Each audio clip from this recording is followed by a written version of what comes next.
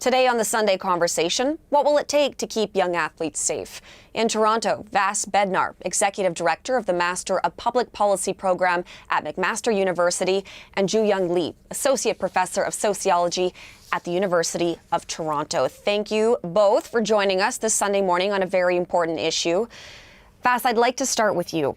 National team athletes from a number of sports have asked for an inquiry, as has the former sport minister, Kirsty Duncan. That story coming out just in the last couple of days.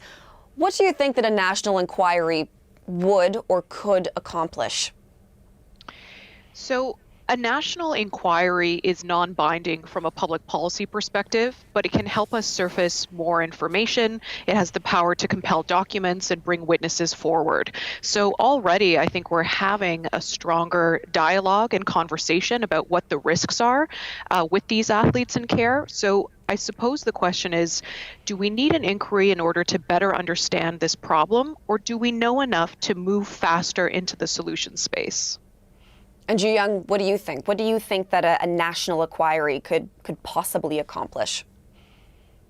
I think I agree with Vas. I think that it's a mechanism to raise awareness. I think that there's still quite a bit of people who probably doubt the frequency of this happening, but the fact that there are several high-profile athletes saying that this is pretty rampant in their sports, and it's something that we've heard from other contexts with the United States having a kind of coming to light moment with USA Gymnastics and the decades of abuse from Larry Nassar, the team doctor, and hundreds of athletes coming forward. So this is something that I think has to happen, and I hope that it's not just a moment to raise awareness. I hope that, as Vas said, this is a moment to move into the solution space, that we capitalize on the momentum from this kind of inquiry and use it to create change. And Ju-Young, I'd like to stick with you here for just a second, because you are a former NCAA student athlete. I think that sometimes people might be sitting at home and thinking, well, a national inquiry, that could take a long time. What needs to be done right now to keep these kids safe? So I'm wondering, in your view, where does the buck stop when it comes to keeping all these kids safe? Yeah, so I was a competitive swimmer all the way through college. And, I think the number one thing, and this is something that Lanny Marchant, who's a Canadian Olympian runner, brought to light in her testimony, which is that the process has to be pretty seamless. Athletes are pretty obsessive about their routine and their training, and sometimes you don't want to necessarily do anything that would take you out of that rhythm that you have and the goals and the aspirations and the things that you're training for. So the process has to be pretty straightforward. It has to be pretty easy to launch an investigation, and I think that governing bodies have to be held accountable, and they have to take all of these different instances when the person is courageous enough to come forward and potentially expose abuse, to take those kinds of claims seriously. And Vas, is this perhaps also a cultural problem, a societal problem, the fact that abuse can happen within these organizations? So many people will seem to know about it, and yet no one will actually step forward and call it out.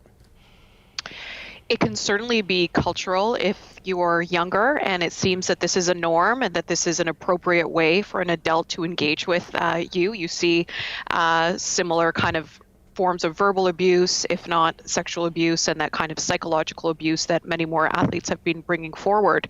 I wonder now if it's also becoming a little bit technological. We see in some sports, both formal professional sporting and informal sporting situations, that athletes are encouraged, or may not have a choice, but to document their physicality through wearables. Right? So there's this additional layer now for people who are currently in sport where they may feel pressure and may not have a choice and may be invited to share data when they're not in the physical presence of a coach, right? What's their recovery time like? What's their heart rate? How many steps did they get? How well are they sleeping? And this is an additional layer that could be worth building into an inquiry or building into an examination of what the problems are and where the boundaries need to be. Ju Young, what about parents here? Do they play some role as well, maybe pushing kids or not, sort of creating an environment where a child feels like they can step forward and talk about what has maybe happened to them? What role do you see parents playing in all of this? I can see a couple of scenarios playing out. So I think all of us know about the overzealous, like soccer dad or soccer moms who perhaps are not so supportive of their children when they tell them that something bad is happening to them at the hands of a coach. And, they might push them to kind of continue training, or they might not even believe them. So in those instances, that's a very sad scenario where I think an alternative mechanism should exist where the child can report what's happening. But there are probably other cases where parents are also fierce advocates for their children, and they run into the bureaucracy and the slowness of the process. This is something that happens in multiple institutions when you report abuse. There's a formal investigation, as it should be, but sometimes that can take a long time, and that can discourage families from wanting to continue to pursue this. And Vas, we just heard in that sort of 30-second clip before our conversation started from the president of the Jumpstart Charities talking about some of those layers of bureaucracy as well. So what are parents supposed to do if they're confronted with all those various layers? What should parents do? It's a very messy, formal and informal system. I hope parents feel comfortable enough to remove their child from the situation if they need to, but that removal comes at a potential opportunity cost for the child and social costs, right? That sport is part of their life and part of their social life.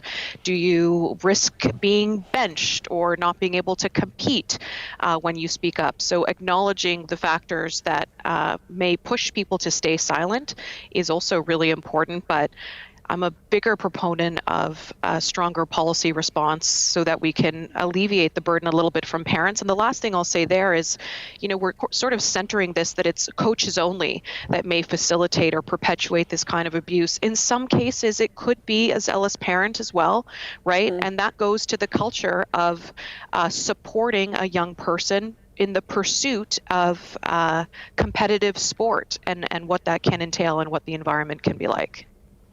Ju Young, reports of athlete abuse been going on for decades now. So why do you think it's taken so long for this to sort of come to the forefront? I think it's just, again, the structure of reporting and launching a formal investigation.